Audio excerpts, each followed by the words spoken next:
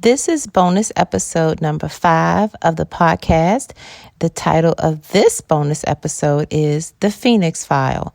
The pen is mightier than the sword.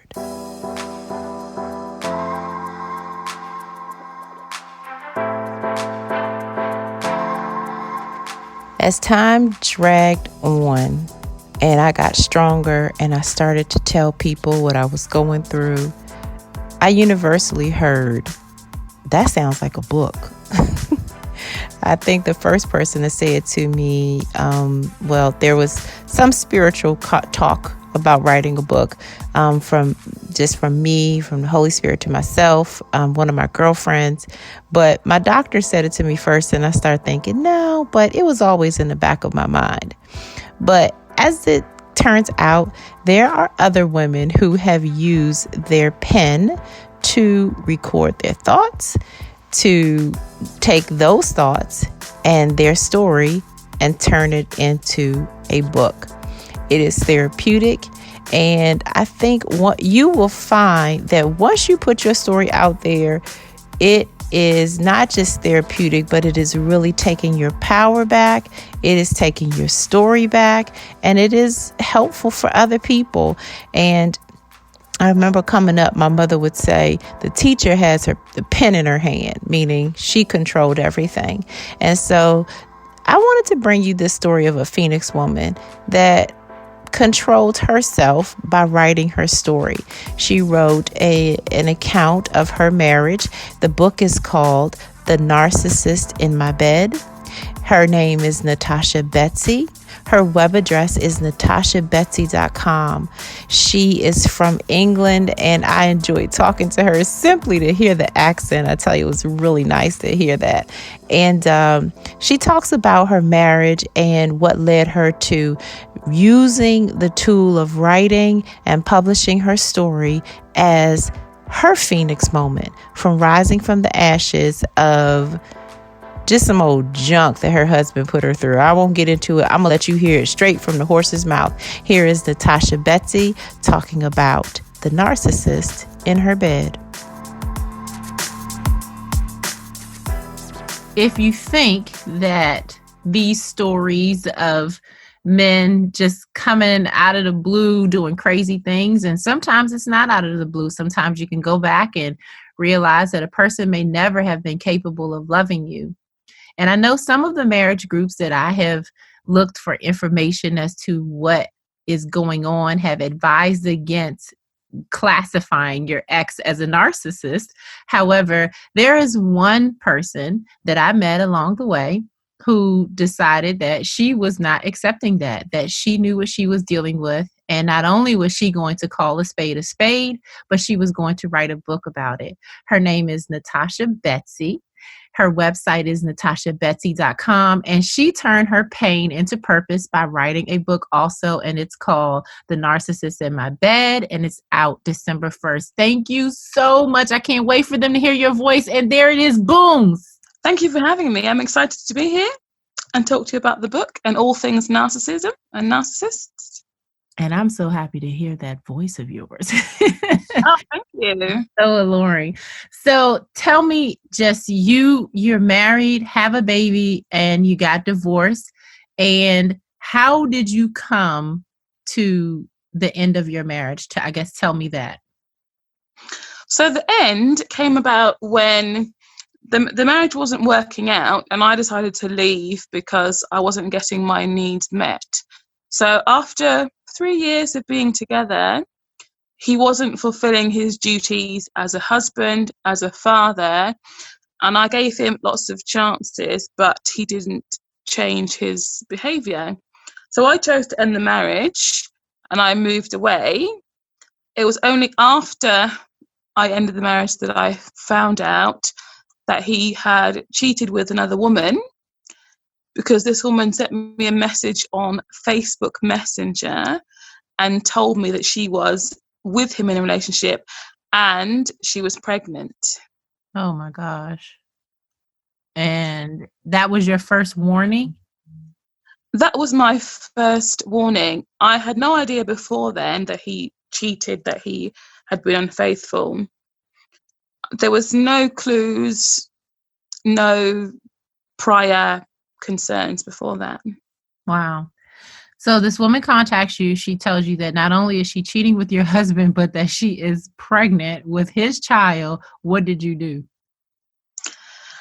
First of all, I was just in complete shock and I didn't know what to do. As I'm sure you know from your experiences too, you kind of just go numb at first. You don't know how to react at first.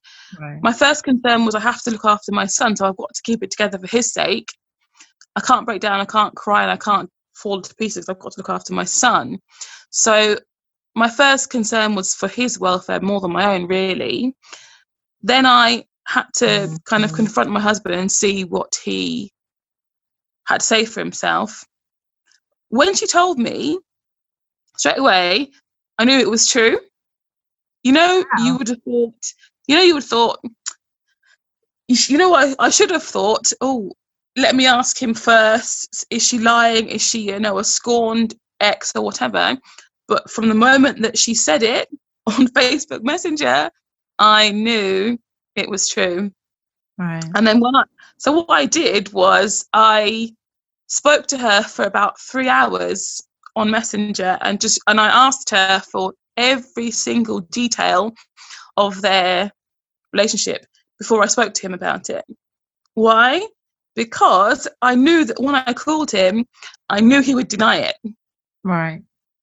What do you think her purpose was in telling you about the affair? Well, I asked her that too. I asked her.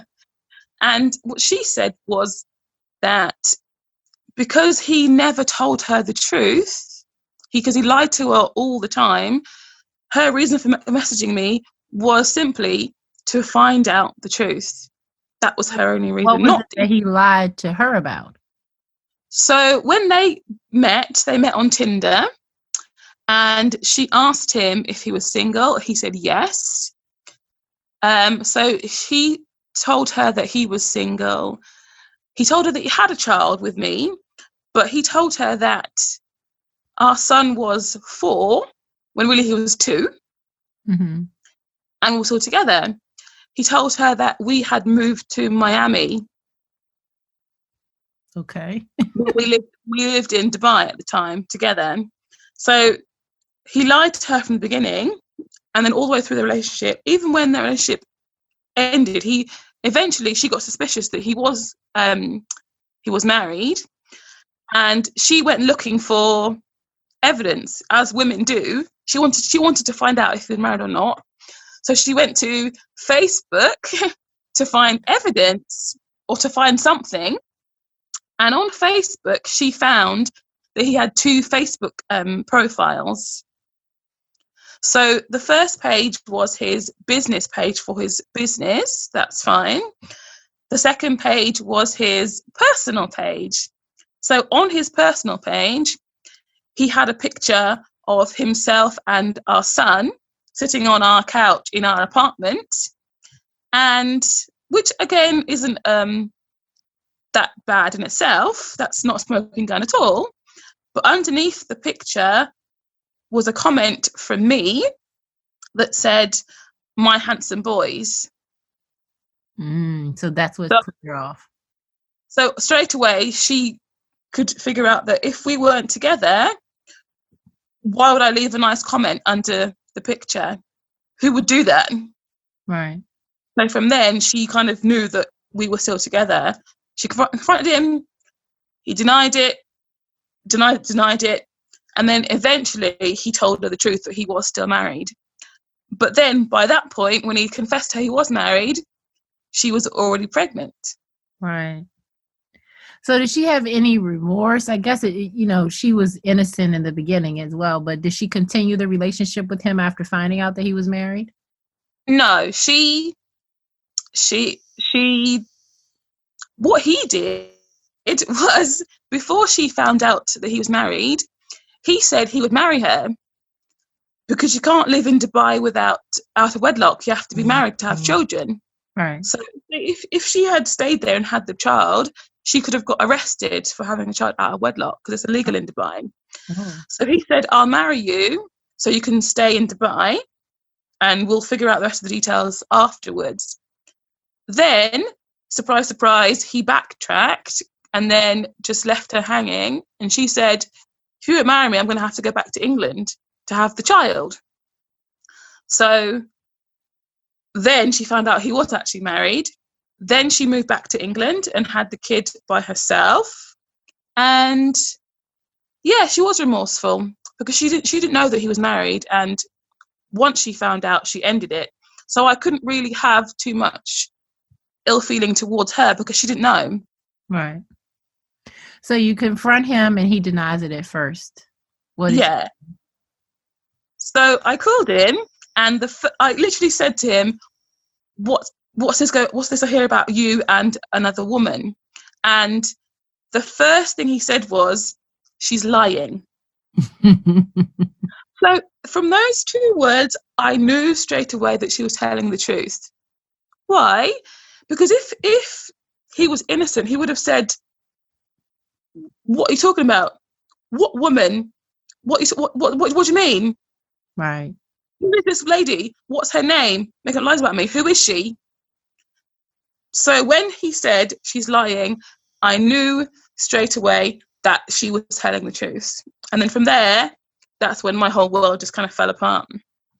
And he said, for having an affair? Yes. Okay. It was all my fault. Of course. It was all my fault. It was all your fault. So you tell him, he blames you for having an affair. What was it about you that made it your fault? So we had a long conversation straight after I found out, and he went through all of the problems in our relationship that were caused by me. None of them were caused by him. So because of how I treated him, he wanted to go elsewhere. Like when we had an argument and I said to him, if you don't change your behavior, I'll leave you. Mm-hmm. He took that to be really offensive. Why? Because he's a narcissist. So he can't take criticism. So let's back up. What is a narcissist? How do you define a narcissist?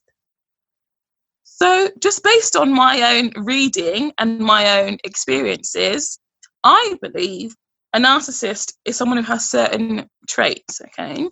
The main ones, one of the traits is that they see themselves as being superior to other people. So they believe they should be treated better than everyone else because they're superior to them. But this is based on nothing other than their own fantasies. They could be broke, homeless, whatever, but in their mind, they are the king of the world. Right. They should be treated as such. Okay. So that they can use people to get wherever they need without any remorse. So they'll use their girlfriend or girlfriends for shelter, for love, for sex, whatever they need from them, Mm-hmm. without having to give anything in return. Okay. Another one is a lack of empathy. They can't relate to other people's feelings. So if I'm feeling sad or upset or hurt, the narcissist cannot understand how I feel at all, and he cannot then act on what I need him to act on to make me feel better or happier or more secure. He can't do that. Right. He can only fulfill his own desires. He can only look out for what he needs from all his relationships. Okay.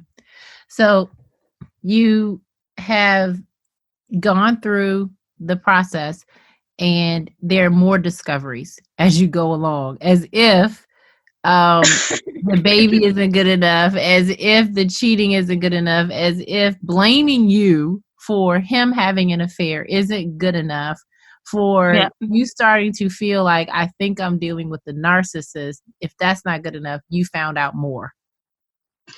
Yeah, there was more. And that's why the book is so good, because it's such a crazy story, and it's crazy because it's true. Right. So most of the book is based on what actually happened. And the discoveries of not just this woman who got pregnant and had a child for, but there were other women as well. Wow. So in the book, I go through the discoveries and how I found out about the other women. There was more women, Wow. and there were more babies as well. Oh my God. I just and how, and I guess it's a rhetorical question because there's no answer, but I wonder, like, how did he expect to live life with secret children and a marriage? It's so puzzling, and it's hard for me sometimes not to see men who do these type of things as just truly being mentally ill, truly being Yeah, I do think that it is a form of mental illness, because the way that the mind works of a narcissist is not the way that a normal, so to speak, a normal mind works. Okay, if you hurt someone's feelings or made them feel sad, then you would feel guilty, wouldn't you? You would Right. feel guilty. You would question your own moral character. But narcissists don't do that. They don't feel guilty. Or their only concern is what they need. So what they do is they've learned over the years, often from childhood, they've learned how to be manipulative to get what they want from people. So it's just about self-preservation. So when you'd made all these discoveries, what led you from being in the middle of this storm to rising up and writing a book? I mean, that's not the traditional way of healing after a divorce. I mean, it's the pot calling the kettle black here, because I didn't do it the same way, but I have my own evolution story. What's your evolution story to writing this book, The Narcissist in My Bed? It did take a long time to heal because it's such a devastating thing to happen. It took me probably a year to actually be in a place where I could actually sit down and just be happy enough to go back and look up the memories again. Right. A few of my friends said to me, "Oh my God, that's so crazy. You should write a book," because the story is just so mad, but it's a really, really entertaining story for other people to read. So once I was in a better place myself mentally, I thought, this is such a good story. It's going to be really entertaining for people to read. And hopefully people who have been in a similar situation will feel maybe even a little bit comforted or reassured they're not alone. Or if they're with a narcissist now, they might spot the signs and then be able to leave the relationship and be happier in themselves. Right. Well, at what point do you think, when you go back, when do you now see signs that you just didn't know what you were looking at? From the beginning, to be honest. But I had no idea what narcissism was until recently. All I thought it was people who were vain and looked in the mirror too much. That's all I knew about narcissism. I didn't know anything else. So hopefully now, with my book, I can also spread the word and people are better informed. I had no idea. In the beginning, what he did, which all narcissists do, is they're so super, super nice, super charming. They're like the typical definition of a perfect man. So nice, so kind, so loving, would never argue, would never do anything to upset me. If we got into an argument, which I started, he would apologize straight away. He would go and buy me flowers. And I thought, this man is amazing. He's great. He's a keeper. But he was doing that because I was providing him with what he needed: the relationship, the comfort, someone to look after him, someone to care about him and boost his ego. So from the very beginning, he had all the traits of a narcissist. It was only after a year that he revealed his true personality, where he switched and became not very nice, not as nice anymore. When you wrote the book, is it something that he is aware that you wrote? Or how have you decided to handle that part and of your story? Does he know? I haven't even thought about it, to be honest. He's not important in my life anymore, so I haven't even thought about his concerns. Somebody will tell him. It might be somebody on Facebook or someone who he knows might tell him, and he'll be horrified and he'll be really mad, but I don't care. Right. I couldn't care less how he feels. I totally get it. So now your family, when all of this happened, how was your family? Were they supportive? Did they encourage you to not end your marriage? What was your response from family and friends? They were really supportive. They were wonderful. They helped me look after my son because I had to look after him now, as I now became a single parent. They helped me with that. They were really good at just listening to me, letting me cry, letting me talk without judging me, without giving me any advice, because you don't want people to tell you what to do. Yeah. They were there and just listening to me. They didn't tell me what to do, which was good.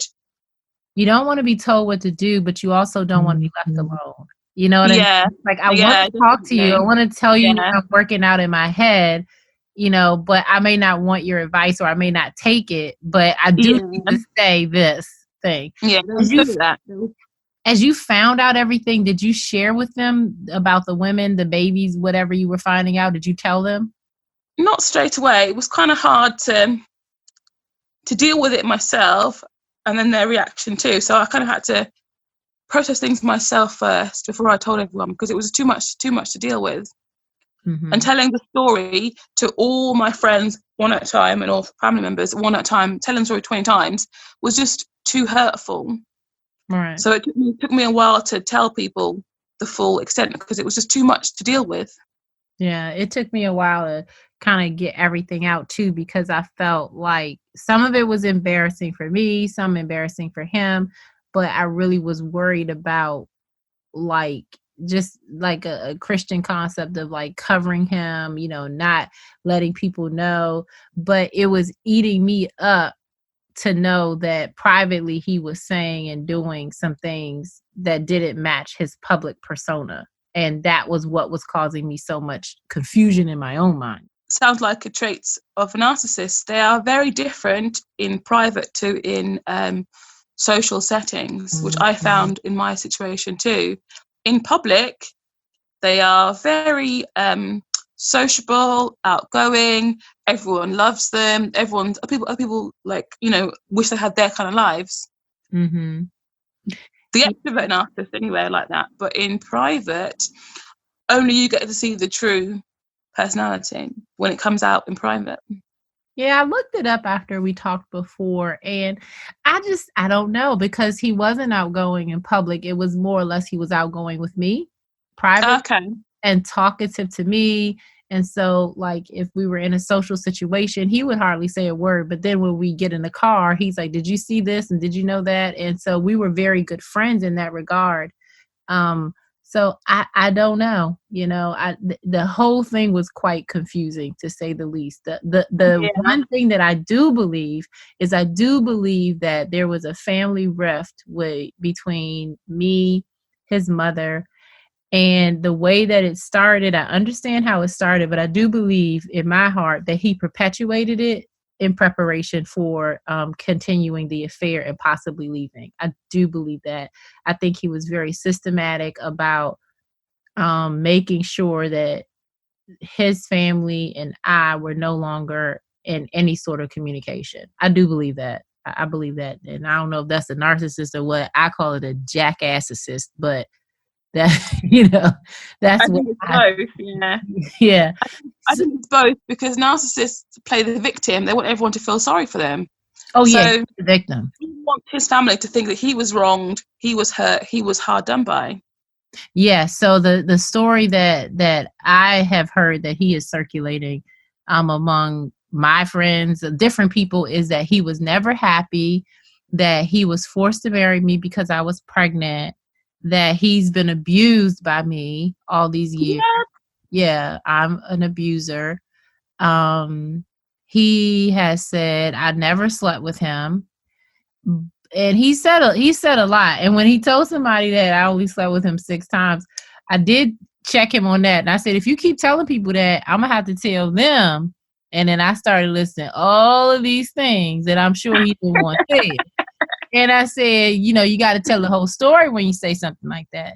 And so that was one day that I did get some courage, because for the most part, I really didn't have enough courage to even speak to him, because I didn't know who he was. You know what I mean? I was like, this is not the nice guy I was married to.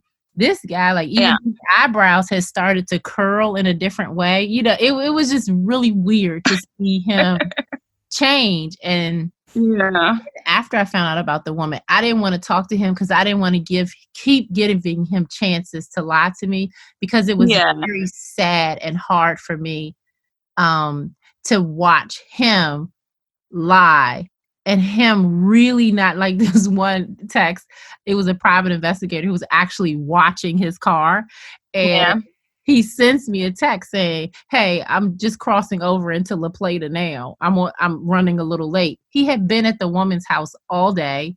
Yeah. And I knew it. And so I just screenshotted it because I just thought, this is so sad to see this person who was my friend just do this. So I don't even know how we got on that, but I call it jackassery. So it is. How did his family handle everything? Do they feel like he's a narcissist? Is this something that they saw in him as a child?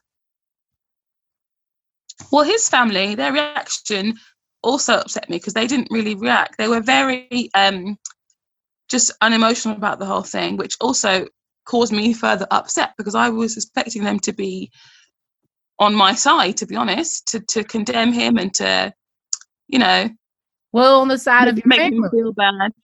Pardon? It's not really your side. It's the side of your family. It's the side of what's right. You know what I mean?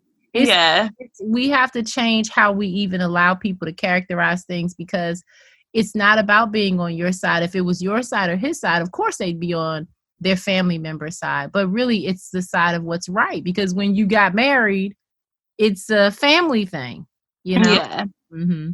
So they were supportive. No, you're right. But for my ego, I would like to look at it as like my side. So I'm right. That's how I looked at it at the time. But obviously, it was more about right from wrong. Yeah. But in my head, I was like, well, I'm right, so they should support me. But they didn't. They just kind of said, okay, we'll talk to him. And that was it, really. They didn't really react to it. So maybe they, from childhood, I think maybe he has always had the tendencies, and they either have supported him, they have encouraged him, or they don't know any different. Right. It may have been in his character. It could have been in his character, and they were surprised, you didn't find out sooner. You really never know, honestly. So. And maybe they didn't care. So post-divorce, how has communication with a narcissist gone? Yeah, communication is really hard because they don't think like everyone else does. They can't be rational or logical. So when you try that, it just leads nowhere. It's like banging your head against a brick wall all the time. So, in the beginning, I would try to ask him questions. Why he did this? Is he sorry? But he wasn't sorry. He would always put it back on me, and I would never get what I wanted from the conversations. I never got any resolutions or any closure. So I eventually had to stop trying. Yeah. Because we had a child together. Initially, we would still talk, and he would. I just kind of stopped talking to him about myself and discuss my child, but that's it, nothing else. Which worked out for a little bit of time. We would video call, and that was fine. But then he's a narcissist. His ego gets back into it again, and then he would start being abusive in messages. And I thought, I'm not putting up with this. Why should I? We're not together anymore. I deserve to have my own peace of mind, not disturbed by you. So eventually I had to block all communication with him. And I've been a lot happier ever since. I've blocked him. He doesn't bother calling me anymore or trying to call me anymore. And I have my peace of mind back. Good. So when you actually took this book, wrote it, finished it, put the end on it, how did that make you feel? Was it helpful emotionally to write your story and put it out there? Yeah, from the beginning it was helpful emotionally. It's been really therapeutic. Like, it's been like a really good form of counseling, because it's helped me to put all the pieces together of my story and helped me to realize that he is a narcissist, that it wasn't my fault. Mm-hmm. That no matter what I did, obviously I wasn't perfect, But I know it wasn't my fault, and nothing I could have done could have changed it, which has been really helpful for me to actually believe and take on board. Mm-hmm. So have you had any criticism for writing your personal story? No, people have been really supportive and really interested. And I've had so many people on Instagram, on Facebook, who've said to me, I've had the same story as you have. I've met so many women who've told me their stories now that I actually want to share them on my blog, because I've met so many people who've told me such crazy, shocking, moving stories that people need to hear them. Mm-hmm. So I'm going to put them on my blog as well, because people need to hear what these people are really like and What do you protect think themselves. Change or do to have those women express their stories on your blog? What do you think the outcome will be? What are you hoping for? I'm hoping that people are more informed of narcissism. It's not the woman's fault, it's the man's fault, or whoever the narcissist is. It's not your fault. And I think that it will just help you to understand what you've been through, help you deal with your emotions, help you feel less alone and feel less in pain. Right. I cannot wait for you to compile those stories, because that is how I also felt. I thought that it was all my fault, and Nope. I was being told, this is your fault. You knew I didn't love you. You knew I would have never married you if you weren't pregnant. And it feels so isolating. And I think that for you had a good experience with your family and friends. I had a good experience too. So I've said before, I say family and friends as if it was a large group of people. It really was just a couple. But the tendency is for people to believe that you can just say, don't worry about what they say. But it's really hard to not take those things personally when someone is telling you it is your fault that I cheated. It is your fault that I left you. It is your fault that I haven't advanced in my career. It is your fault that I don't have the money that I thought I'd have. It is your fault. Fill in the blank. It is hard not to take those words to heart. And when family, friends, co-workers even come around and say, flipping things, don't worry about that. Well, you never know that person's side. And my personal pet peeve is his truth. There is no his truth. There is the truth. So when people say, well, that's his truth, and he said that too, I'm living my truth. No, the truth is you dumped your family because someone who's attractive, that you want, never saw yourself with, they want you. And that's the truth. And in your husband's case, it seems like the truth is you have not committed to this marriage. And nothing that I said or did could have changed that, because it is all about you and what you want. So just say that and say, hey, you know what? Yes, I was with a woman and she's pregnant and it's all about me. And that's why I do what I do. See you. I wish they could. But again, a narcissist can't do that because they're never wrong. They think they're right all the time. So they literally cannot admit that when they're wrong. Yeah. So it's very hard for the other person to then not make it about them. But it's not about you. You didn't do anything wrong. It's not your fault. And it's hard, but you've got to be strong enough to realize that it's not your fault. It's his fault. Yeah. And you can't let him make you feel bad any longer.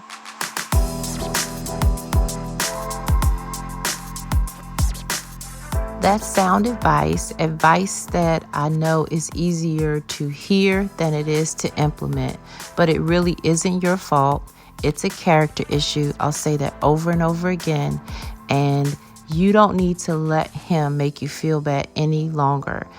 Even if it's just for today, I want you to remember today, this is not your fault.